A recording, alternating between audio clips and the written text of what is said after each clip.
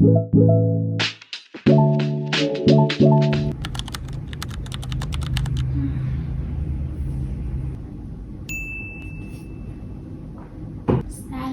صبحتون بخیر. امروز یک شنبه، ساعت تقریبا 7:30 و قرار امروز و فردا رو با هم دیگه باشیم.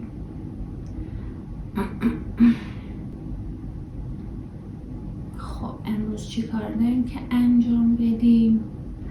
اول باید دوش بگیرم، بعد بیام موامو استایل کنم، بعد آماده شم، لباس بپوشم، یه دونه ویدیو باید ضبط کنم برای یوتیوب. بعدش ساعت 11 باید اتاق پوست باشم، مشتری دارم. بعد دیگه هستیم اونجا تا عصر و تا قبل از ساعت 5 باید بیام خونه که دوباره آماده بشم و بریم کلاس با نیکی. بعد 6 تا 7 کلاس داریم و بعدش بیام خونه یا برم پیاده روی. البته شاید رفتم پیاده روی، ببینیم چی میشه.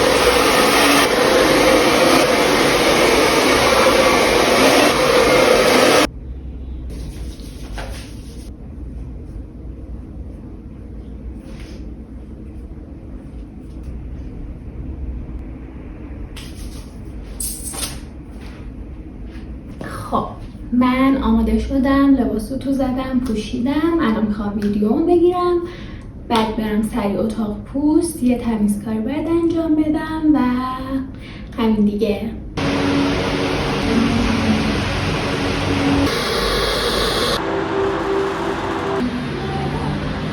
من کارم تموم شد. کلاینتامو کارشون رو انجام دادم. الان ساعت 4:30 تقریبا نیم ساعت 40 دقیقه وقت دارم که ناهار درست کنم، دوباره همون فیله و اینا، و بعد یه قهوه بزنم و برم باشگاه با نیکی.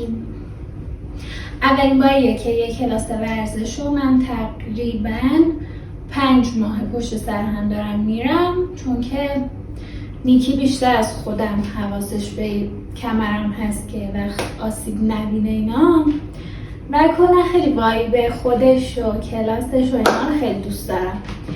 بعد جز اون کلاسایی که مثلا با ذوق میرم و هر روز برای ذوق دارم و کلا خیلی دوست دارم. بر همین الان سریع میخوام که غذا درست کنم. مرغم گذاشتم یخشون باز بشه، یه ذره سبزیجات و اینا برم درست کنم و غذا صبح بخورم. خب من غذام آماده شد. البته رفتم سر یخچال دیدم که خدا رو شکر سالاد آماده داریم و خیلی دیگه تو وقتم صرفه‌جویی شد.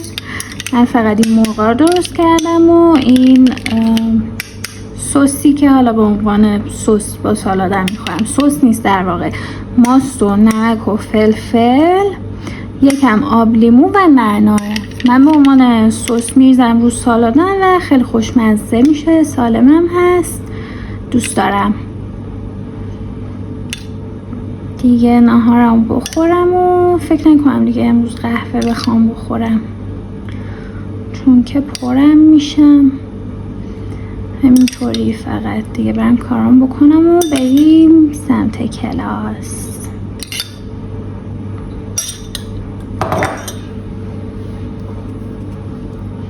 مرغام همش خب برام زیاده، نه حالا بعد میذارم یه وعده دیگه هم میخورم یا بابام میخوره.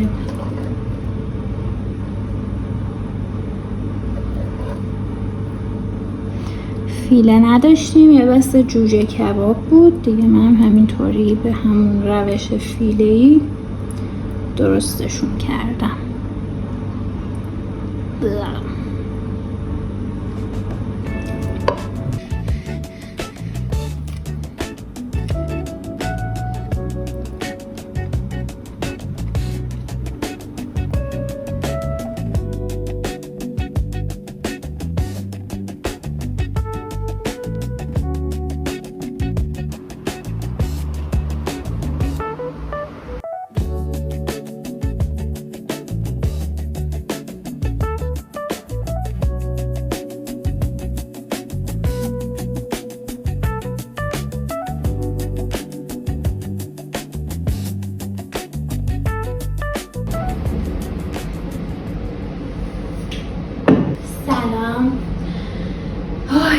ساعت تقریبا 11:40 است. من رفتم کلاس، بعد از کلاس با دوستم رفتم بیرون، رفتیم سینما، فیلم زنده شور رو دیدیم و تقریبا کل فیلم من گریه کردم. فیلم اعصاب خورد کنی بود، حالا نمیدونم دیدین یا نه، ولی اولاش مخصوصا فیلم اعصاب خورد کنی بود، ولی نه به اندازه فیلم پیر پسر. پیر پسر وقتی فیلم تموم شد و من میخواستم برم از سالن سینما بیرون اینجوری بودم، ولی این غمگین و دردناک و اینا بود اولش. حالا نمیدونم براتون یکم اسپویل کنم یا نه.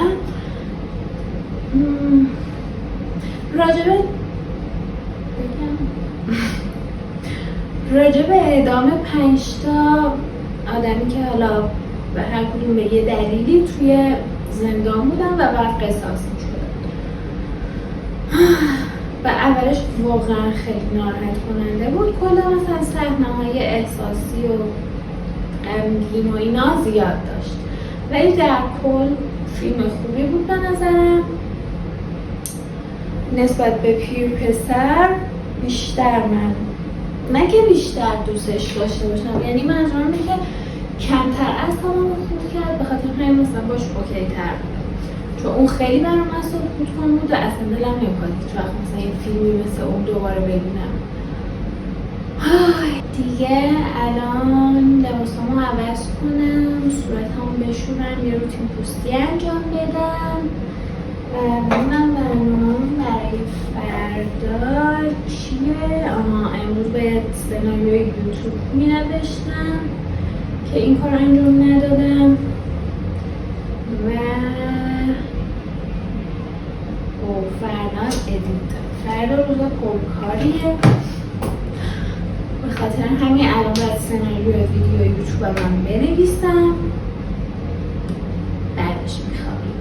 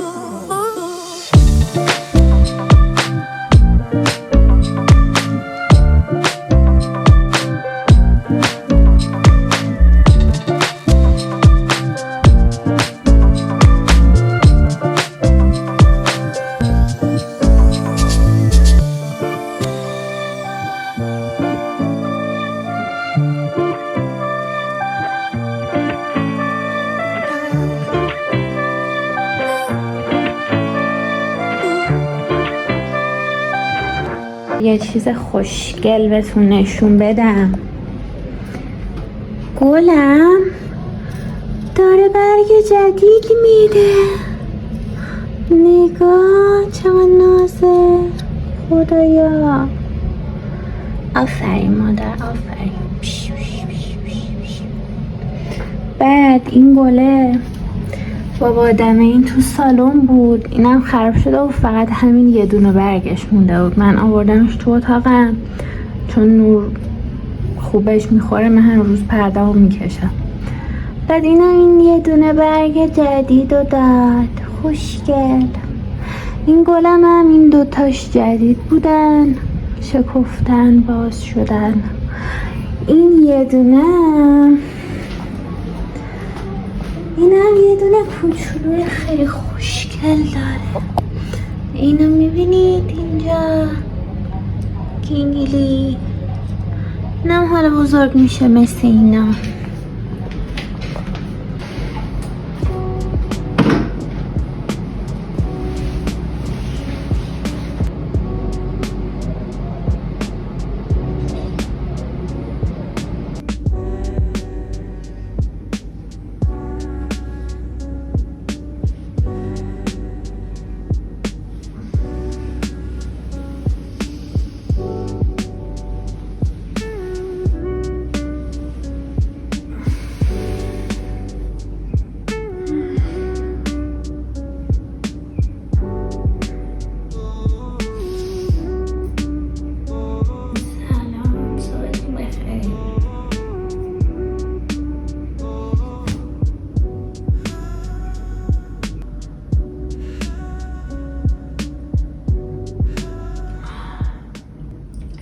باید کارم میکنم، دوباره برم اتاق پوست.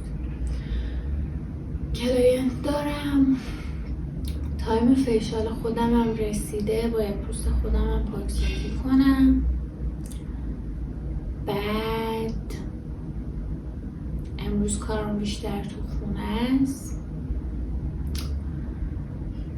ویدیو باید ادیت کنم، ویدیو یوتیوب دیگه، پست بذارم امروز، از این مدل کارم دیگه. آب لیمونو بخورم و پاشیم آماده شیم.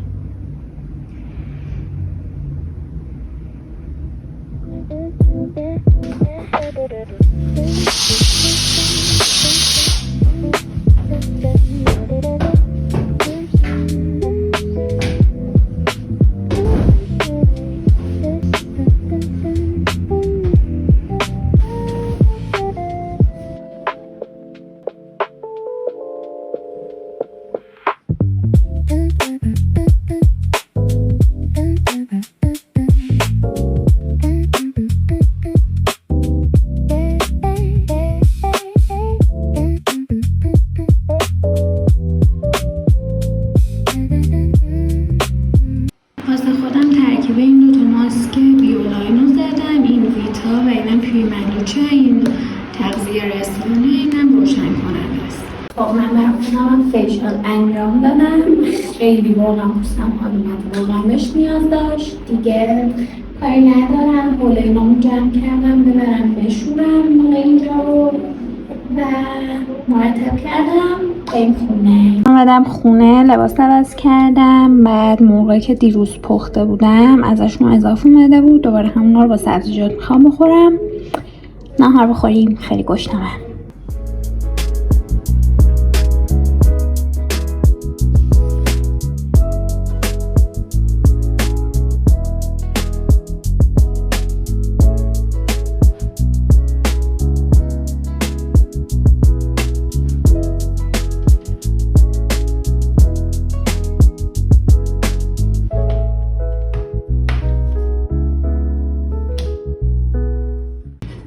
این کوکی ها رو خودم درست کردم با سری چیزای خیلی سالم.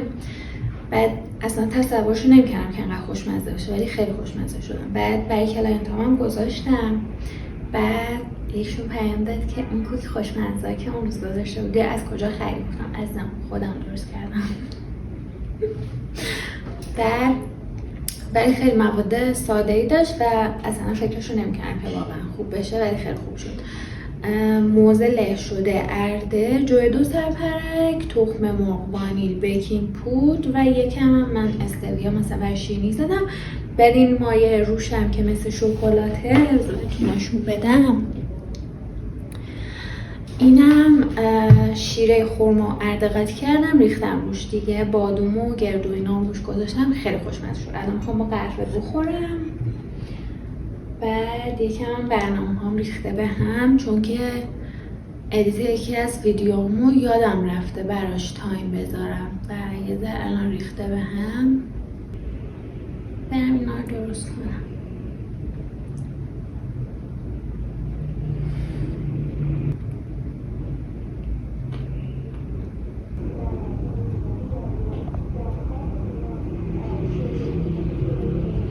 من کارمو انجام دادم، برنامه‌مو درست کردم که به هم ریخته بود، ویدیو ادیت کردم، پست گذاشتم، رفتم سریع دوش گرفتم و الان میخوام با دختر خاله‌ام بریم بیرون دیگه. منتظرم که بیان دنبالم. ساعت تقریبا 8 الان دیگه. یه دونه جوشم نه اینجامو دیشب یه پشه تصمیم گرفت که نیش بزنه، نمیدونم چرا. و دیگه من چون فیشال انجام داده بودم کلا میکاپ اینا نتونستم کنم، فقط چشمامو میکاپ کردم و بعدن میبینمتون.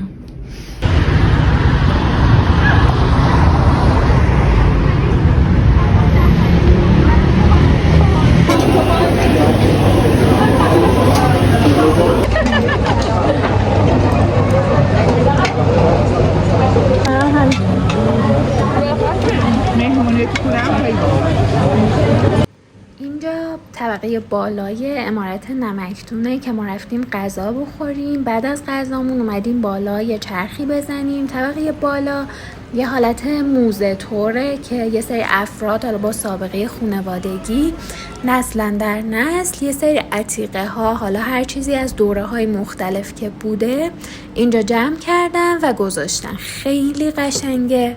من واقعا این طبقه رو خیلی دوست دارم و اگر که اومدید اصفهان یا حالا میدون نقش جهان اینجا سر بزنید حتما، خیلی قشنگه. این طبقه پر از جزئیات واقعا و خودتون باید ببینید. اینجا هم این آقا میخوام برمون زنگو به صدا در بیارن. روبروی نمکدون یه دونه آرتچاپ خیلی گوگلی هم هست که من باز اینجا هم خیلی دوست دارم و هر موقع اون دور رو برا باشم حتما میام اینجا هم یه سر میزنم دیگه. خودتون ببینید.